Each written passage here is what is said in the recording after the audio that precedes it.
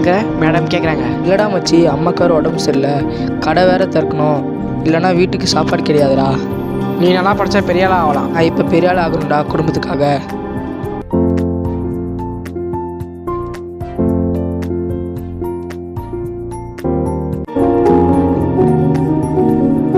மக்கள் எல்லாம் பெரிய பெரிய கடிக்க போகிறாங்க, நம்மள மாதிரி சின்ன சின்ன கடிக்கு யாருமே வரமாட்டேங்கிறாங்க.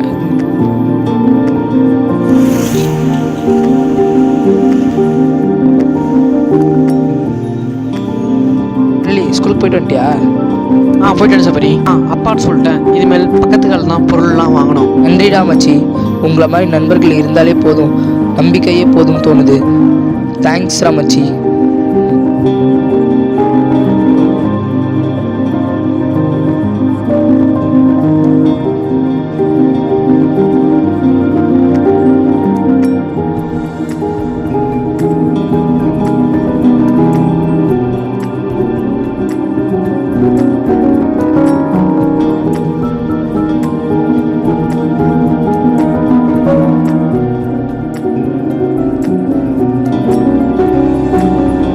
நம்பிக்கையோடு துவங்கிய கடை இன்று மாறி மாறி வந்து மக்களோட மனசை வென்றது.